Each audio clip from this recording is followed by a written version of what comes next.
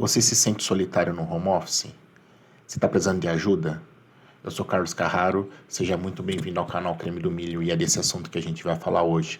Dicas e uma orientação aí sobre uma pílula super bacana em como evitar, contornar a solidão que o home office acaba trazendo para predominantemente a maioria dos profissionais. Vamos lá, galera. A gente tem aqui hoje um artigo publicado no site ESG Insights pelo Planeta por cada indivíduo, né? Um abraço para o pessoal da ESG Insights. A gente tem aqui uma imagem do que parece ser uma profissional com um laptop, né, na mão, próximo a uma janela, né? Vamos continuar aqui. Então, o título da reportagem é Solidão é o ponto negativo no home office. Veja como evitar. Segundo a OMS, a solidão aumenta o risco de demência, doença cardiovascular e morte. Conhecer sua equipe pode ajudar a contornar problemas no trabalho doméstico. Então, a reportagem é dada o crédito pela própria ESG Insights e é datada de 16 de maio de 2024. Ah, não, tá aqui, ó, por Bárbara Vetos. Um abraço para Bárbara. Então, vamos continuar aqui a reportagem e entender como a gente pode trabalhar, né, para esses efeitos, não ter esses efeitos ou diminuí-los, né? Vamos continuar aqui. Trabalhar de qualquer lugar tem uma maior flexibilidade de horários e economizar tempo e dinheiro com transporte. Ao mesmo tempo, misturar trabalho e lazer ao ponto de sentir como se estivesse trabalhando o tempo todo e se sentir só.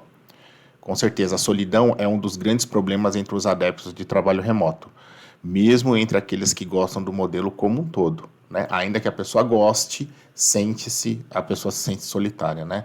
O que pode parecer mera carência para alguns é um fator determinante para o declínio da saúde física e mental de outros. Olha que interessante. De acordo com a Organização Mundial da Saúde, OMS, a solidão é capaz de aumentar em 50% o risco de demência, 30% o risco de cardiovascular e 25% o risco de morte. Olha que números altos isso aqui, hein? Roberta França, médica psiquiatra e professora da Associação Brasileira de Alzheimer, Abras, né? Explica que, além de adoecer a mente, a solidão causa angústia, medo, insegurança, tristeza e até dor física, com certeza. Muitas vezes, as dores físicas... Muita gente sentiu isso no período da pandemia, né? No Covid-19, esse negócio pegou para valer. A galera, fisicamente, somatizou muita coisa, né? Muitas vezes, as dores físicas nada mais são do que as dores da alma. São as nossas dores emocionais que gritam. Chega uma hora que você está se sentindo tão vazio por dentro que o estômago dói. O intestino desanda, aparecem manchas na pele e a dor de cabeça não passa por nada. E aí, você já sentiu isso? Quando você estava em home office ou hoje você em regime híbrido? Né? É legal saber como que é o regime híbrido também para as pessoas, né? E continuando aqui, a questão é latente mesmo para quem gosta de home office, como a jornalista autônoma Julia Kutz. Hoje, com 39 anos, trabalha de casa desde 2011. Nossa, muito tempo antes de home office estar na moda, né? E aqui continua, né? Muito antes da pandemia. Mesmo quando, segundo ela, a modalidade ainda era mal vista, eu era uma das pessoas que reclamavam de que muitas coisas poderiam ser feitas por e-mail, de casa, economizando tempo, dinheiro e estresse. Mas, assim como tantos outros, também foi vítima da solidão. Eu concordo. Por isso que eu sou um defensor do regime híbrido, tá, gente? Eu já falei aqui em outros vídeos, inclusive tem até um vídeo super bacana, quem que tá o card aí, quem quiser assistir, é sobre o fim do home office. Eu acho que vale a pena dar uma assistida, vocês assistirem depois, porque eu trago algumas reflexões bem bacanas de um artigo super interessante que foi publicado sobre essa discussão do fim do home office. Bom, continuando aqui, flexibilidade proposta pelo home office. O trabalho doméstico não significa literalmente atuar de casa, mas poder fazer de qualquer lugar o seu escritório. Kurtz, é verdade. Isso aqui É uma coisa interessante. Isso, inclusive, virou até alguns motivos de piada, né? De empresas que queriam que os seus funcionários no regime home office trabalhassem obrigatoriamente de casa. Então, a pessoa não podia ir para uma casa de campo, não podia ir para um hotel, não podia ir para uma outra cidade, que essa pessoa era meio assim, ó, então você não está fazendo home office. É uma coisa bem patética, né? Um comportamento patético, mas a gente viu isso de forma intensa no período de pandemia, e aí a gente viu agora as empresas com muita resistência, e algumas empresas que querem voltar para o presencial começam a colocar pequenos empecilhos na rotina do colaborador de home office, né? Então, e aí isso acabou virando uns memes bem divertidos. Assim, divertido, mas constrangedor, né? Constrangedor. Com exceção de funcionários que queiram trabalhar em outro país.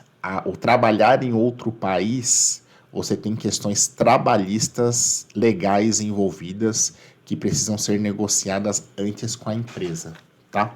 Não é tão... Agora se você está no Brasil, né? Vamos colocar o exemplo de Brasil, e você quer trabalhar em qualquer lugar, você pode, tá?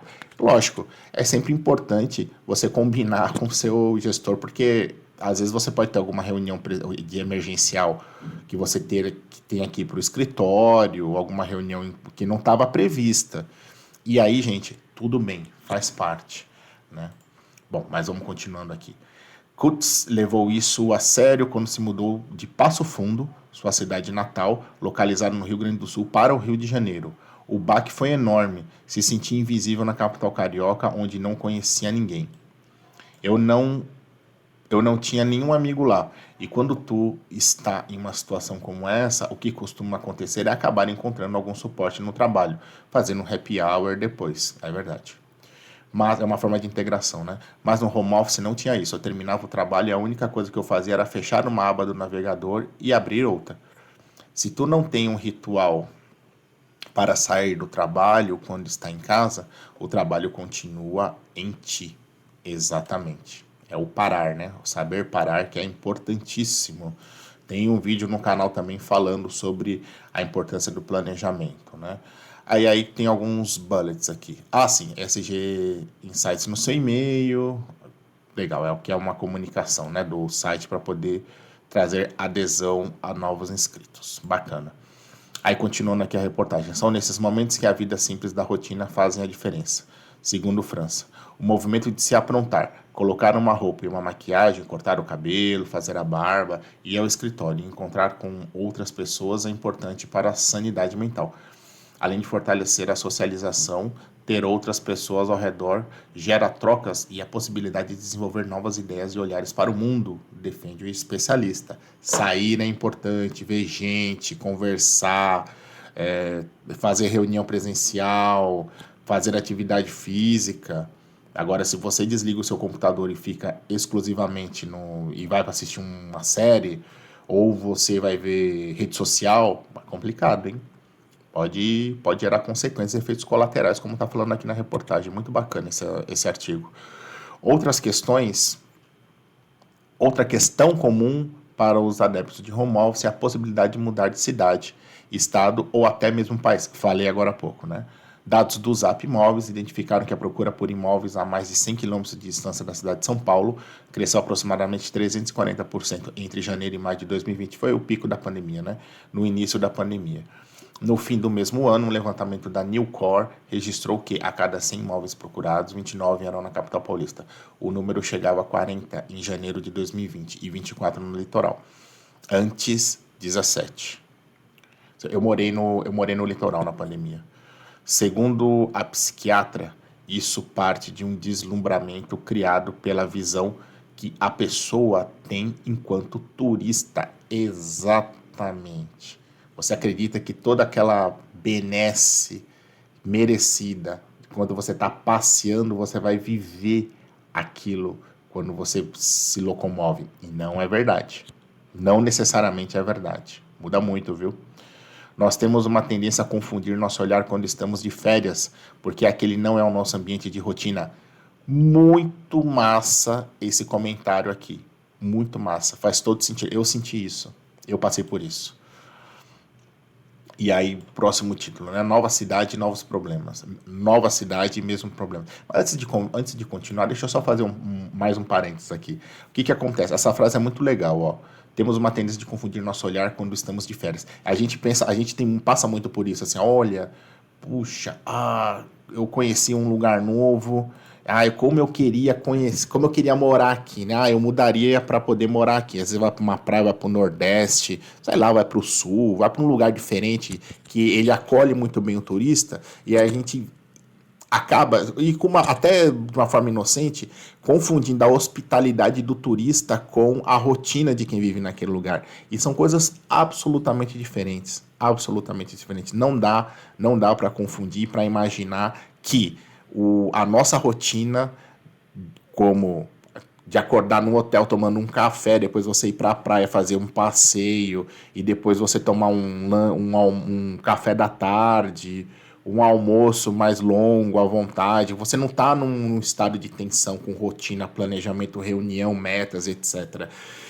E um ambiente de férias, como o nome diz, ele te favorece ao relaxamento, né? Mais flexibilidade de tempo e etc. Então fica um pouco confuso essas coisas. A minha experiência foi muito parecida com isso, né? E sem contar que a infraestrutura do lugar que você vai estar pode ser diferente, hein? Pode ser muito diferente. Uma coisa é você estar alocado no hotel com serviço de quarto, café da manhã, etc. Outra coisa é você estar naquele mesmo lugar, tendo que fazer todas as suas rotinas que o dia a dia exigem. Desde lavanderia até o mercado que você tenha que comprar alguma coisa. São coisas muito diferentes, hein? Muito diferentes. Deixa eu continuar aqui. Vamos lá, novas cidades, mesmos problemas. Aqui é isso exatamente. Ó. Com a flexibilidade garantida do home office, Kurt se mudou algumas vezes nesse meio tempo. Chegou a voltar para Passo Fundo, ir a São Paulo, abraço para o pessoal do Passo Fundo, ir a São Paulo. E acabou parando em Aratiba, no interior do Rio Grande do Sul, na casa da família de uma amiga. A jornalista brinca. Eu morava em uma cidade que tinha menos habitantes do que eu tinha de seguidores no Twitter. Atual X. Parece que é pouquinho, né? A princípio isso não era um problema, mas quando veio a pandemia no início de 2020, a amiga com quem dividia a casa saiu do estado e passou a viver em Santa Catarina. Também se mudou, né? Foi quando ela se viu mais sozinha, ajudando a cuidar do pai da colega que tinha Alzheimer e do irmão dela, que estava entrando na adolescência e tinha desenvolvido depressão. Eu não tinha vida, desabafa. Que complicado, hein?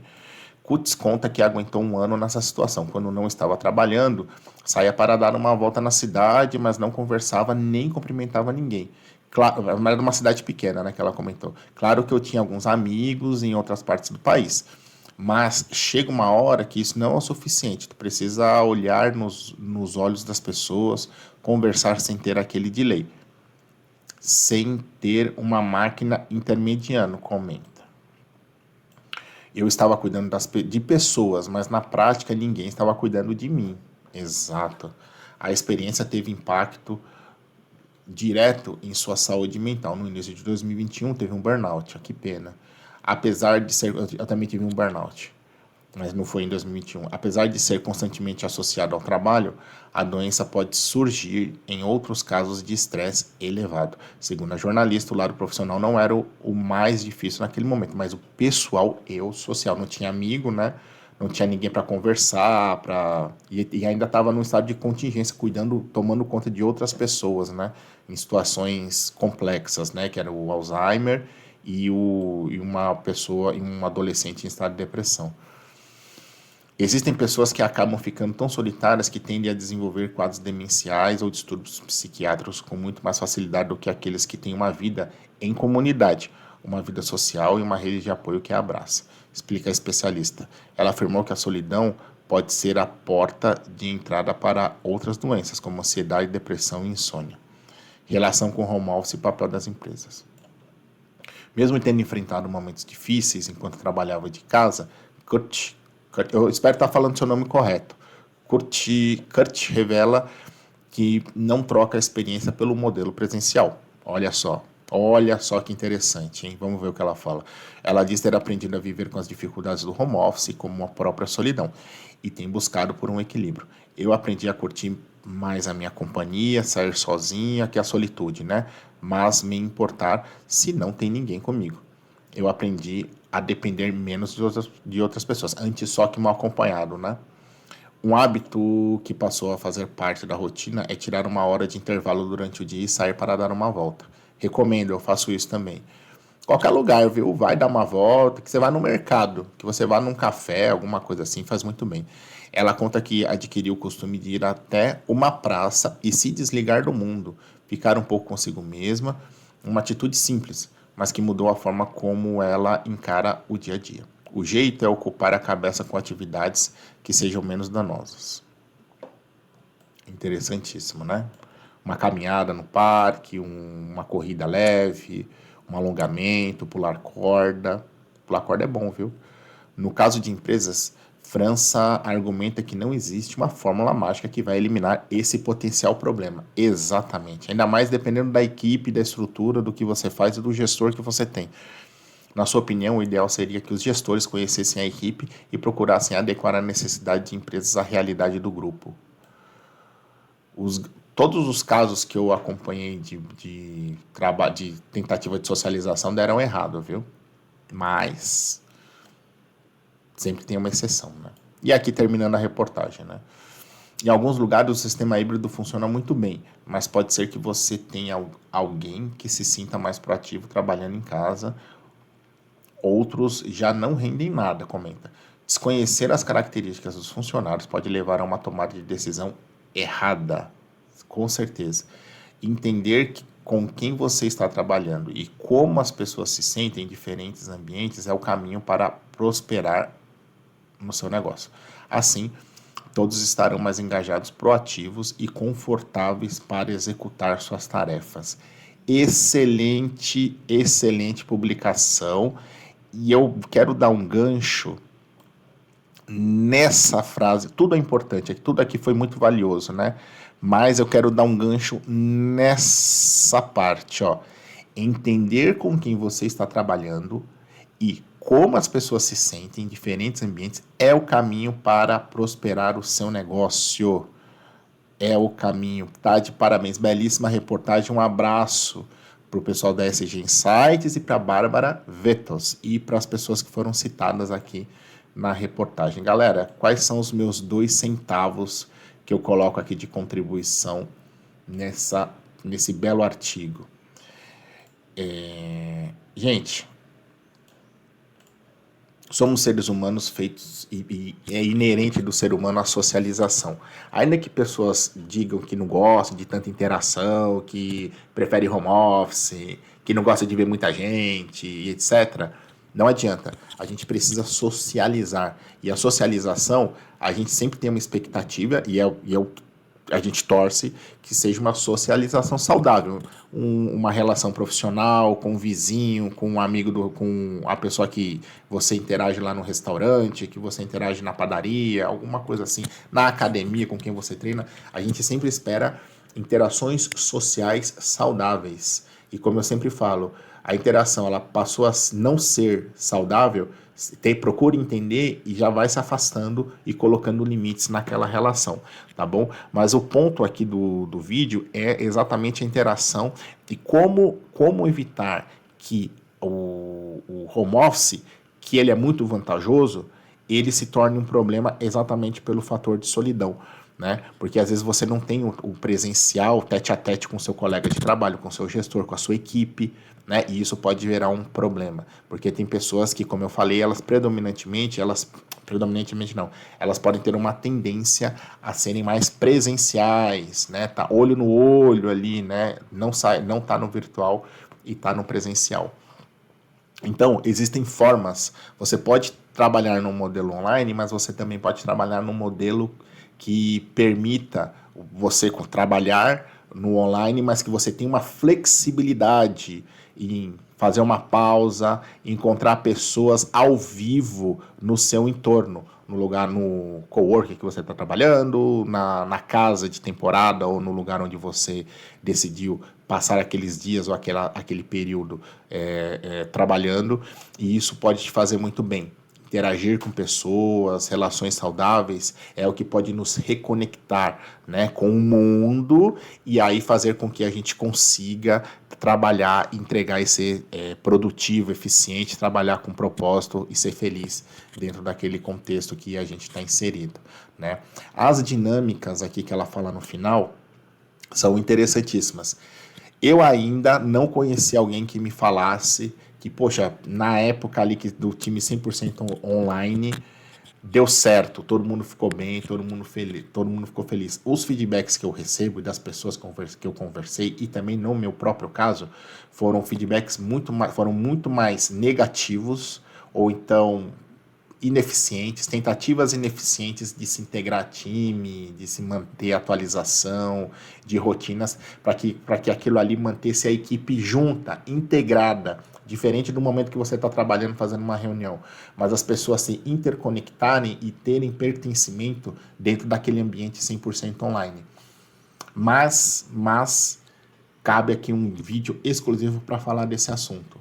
Talvez formas de conseguir fazer com que isso seja efetivo. Vale um vídeo aqui para o canal do Creme do Milho. Mas é isso, galera. A ideia é, procure dentro do seu ambiente, mesmo que seja 100% online, você interagir presencialmente com quem está ao seu redor. Isso aí pode ser muito bacana com a sua família, com seus amigos, com o comércio ali do próximo da onde você está trabalhando naquele momento. Aquilo pode ser muito bacana e pode ser uma forma de você se reconectar com o que está acontecendo ao redor, tá bom? Se você chegou aqui até o final, como eu sempre falo, dá o seu like, se inscreve, dá o joinha, faça tudo o que mais para que atraia mais pessoas para escutar essas pílulas de conhecimento muito bacanas, darem um passo além e saírem daqui leves, felizes, joinha e ficarem sempre com o Creme do Milho, que é o propósito desse canal, tá bom? Um abraço para você e nos vemos no próximo vídeo. Tchau, tchau.